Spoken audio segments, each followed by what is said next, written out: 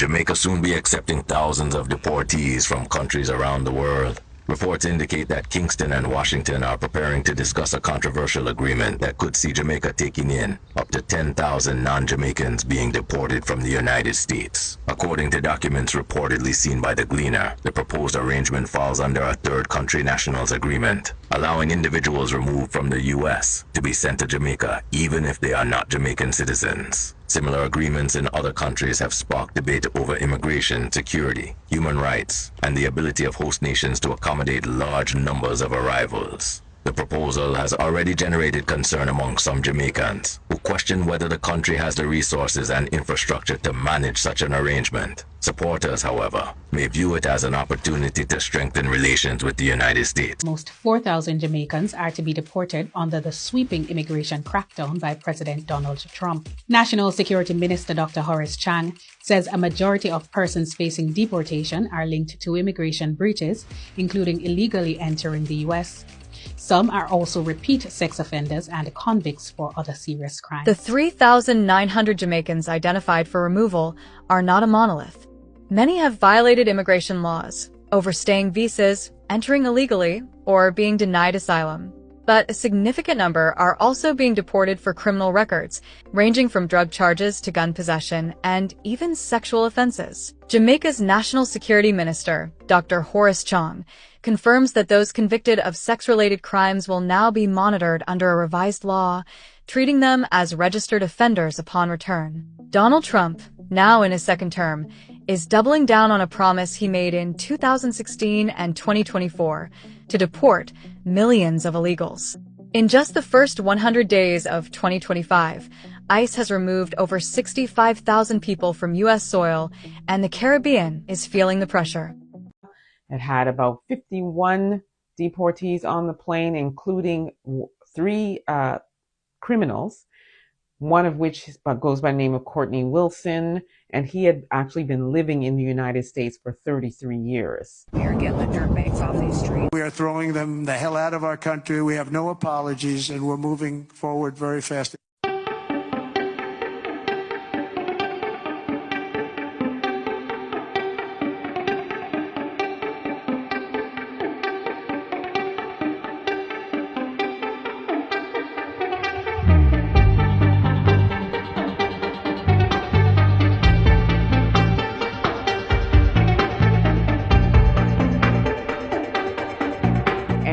The Jamaican government is saying it's not necessarily under the new order by Trump, but it was a monthly routine maintenance arrangement that had already been in the works.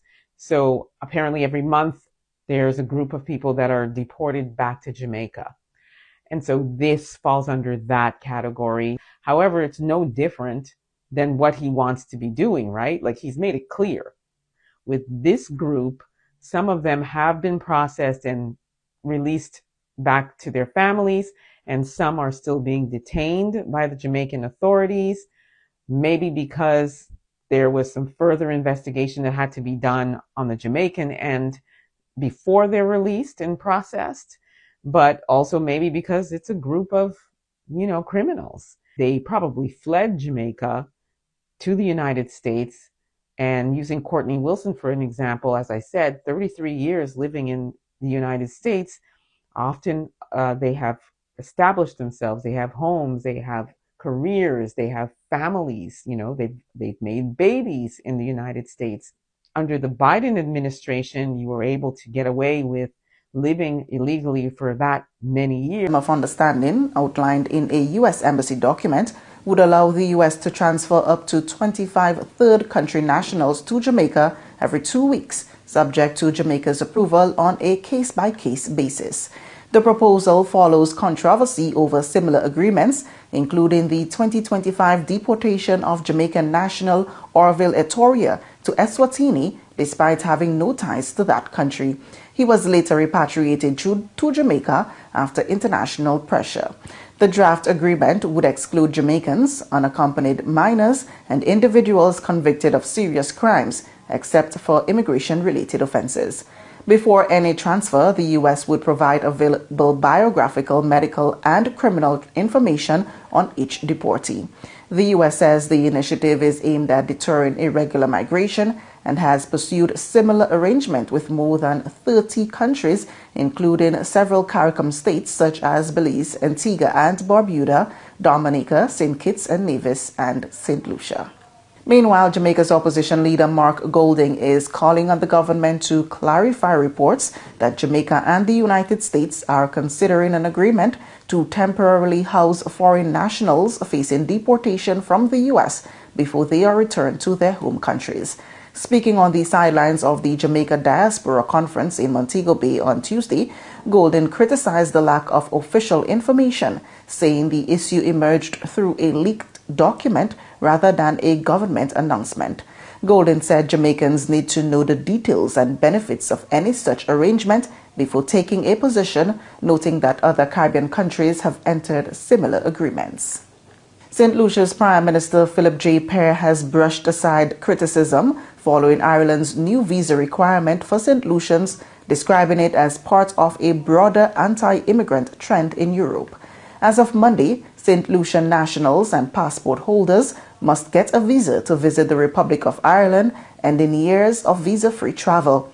The change came as a surprise to many people, including the government of St. Lucia. At a press cabinet briefing on Monday, Pear said while the change came as a surprise to everyone, including the government of St. Lucia, Ireland has the right to set its own immigration policies.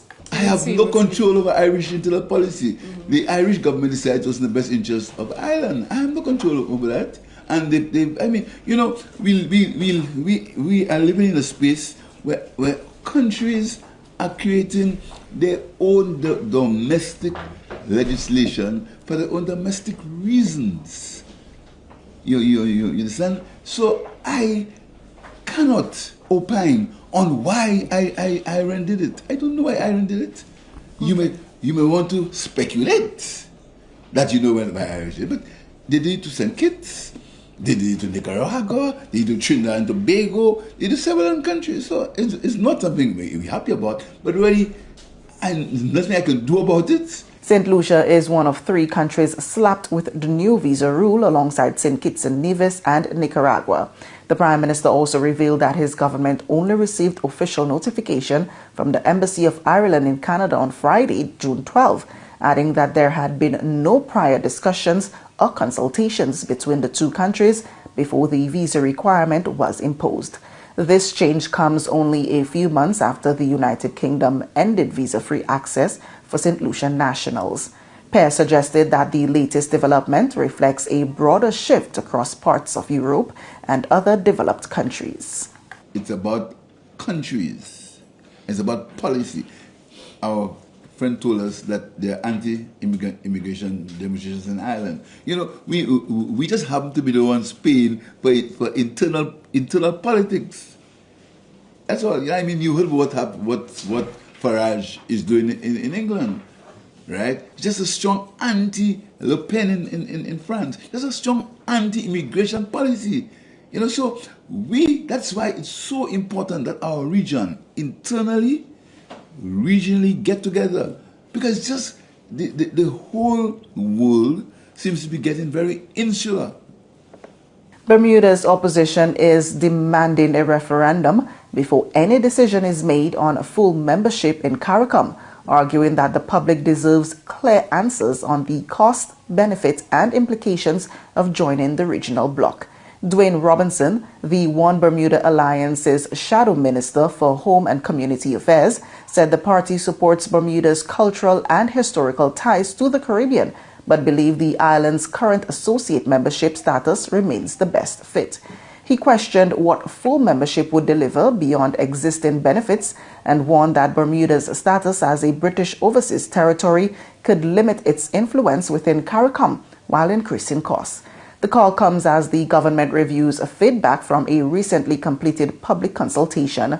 Home Affairs Minister Alexa Lightbourne said concerns about costs, immigration, and border policies will be addressed in a forthcoming white paper.